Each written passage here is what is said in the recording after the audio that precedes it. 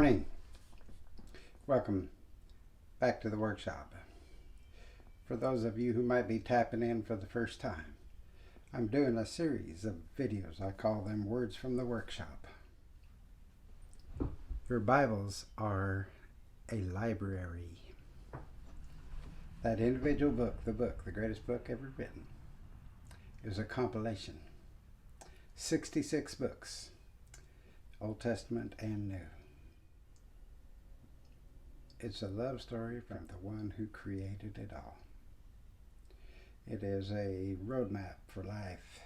In our video yesterday, we looked at how Jesus, after he was raised from the dead, appeared to the disciples over the period of 40 some days. And one of those visitations was, can't get my tongue, I've got my tongue tangled around my eye teeth and I can't see what I'm saying. One of those visitations was recorded by the gospel writer John. And you find it in chapter 20 of his book, of his gospel account. John's account is unique. He writes in a poetic manner. In chapter 1, in verse 1, we read, "In the beginning was the Word, and the Word was with God, and the Word was God. He was in the beginning with God. All things came into being through him, and without him not even one thing came into being that has come into being. In him was life, and the life was the light of man.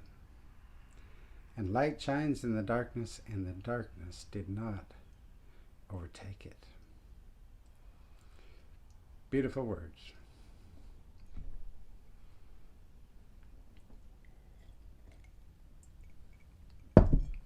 And it was John that recorded for us the event in chapter 20 that we looked at last week, where Jesus met the disciples in their tasks during the time of waiting, when Peter and his friends went fishing. Of course, Jesus told Peter, "Follow me and I'll make you fishers of men." But during that time of waiting, they returned to what they knew.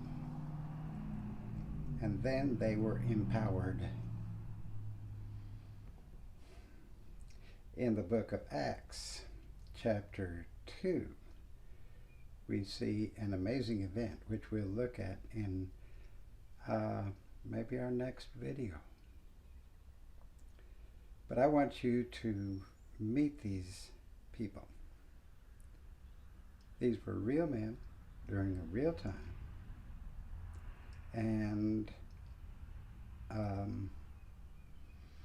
they had individual characteristics. They had personalities. So, in John chapter 20, we see the group of 7. Some we know whose names they are, some we don't. In Mark's account, we see when Jesus ordained the 12 men who would be called apostles. And he went up into a mountain. We read in chapter Mark 3, verse 13. He went up into a mountain and called near those whom he would. And they came to him. And he had ordained 12, that they should be with him, and that he might send them out to proclaim and have authority to heal sickness and cast out demons. He put on Simon the name Peter, and he put on James the son of Zebedee, and John the brother of James, the names Boanerges, which is sons of thunder. Sound like a biker gang. And he appointed Andrew, and Philip, and Bartholomew, and Matthew, and Thomas, and James, the son of Alphaeus, and Thaddeus, and Simon the Canaanite,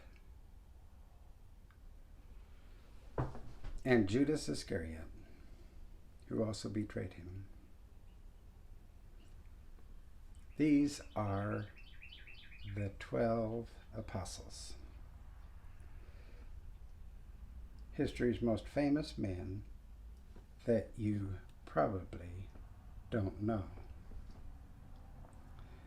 The 12 apostles are listed 4 times in the New Testament. The number 12 corresponds to the 12 tribes of Israel and the 12 foundations of the eternal city. In this dispensation, now there's a $5 word for you. In this time, right now, the 12 sit upon 12 thrones, judging the 12 tribes of spiritual Israel. These men, in some sense, the most important men who ever lived, in their capacity as God-ordained witnesses of the incarnation and the custodians and deliverers of God's message to mankind. So these are the witnesses. Now we have the fourfold witnesses, the men that wrote what we call the gospel accounts, Matthew, Mark, Luke, and John. But it is the apostles who proclaimed the gospel first in Jerusalem, and then it spread to the entire world. So I want you to know these guys.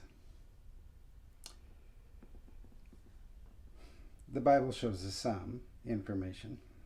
History tells us that each one of these men, in one form or another, gave their life for the gospel.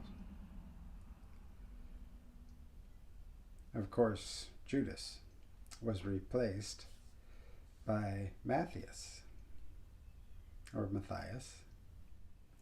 All of the 11 was martyred for the cross of Christ. And John spent his last days exiled on the island of Patmos, where he penned the book of Revelations. These are important individuals to our history. In our reading of the living Word, the Word that became flesh, they become alive. To these 12, Jesus said, "Truly I say to you, you who have followed me in the regeneration, when the Son of Man will sit on his glorious throne, you also shall sit upon 12 thrones, judging the 12 tribes of Israel." Of course, this brings on questions, and questions that can only be answered by further study. What is the significance of the 12 tribes of Israel? And what has become of Israel? The Bible is its own best interpreter. I just wanted you to meet these men before we discuss what we're going to talk about next in our next video, and the event that happened that began a new era in human history as it relates how God interacts with his creation. Thank you, and I hope this piques your curiosity, and stay courageous, and peace be with you. Another word from the workshop.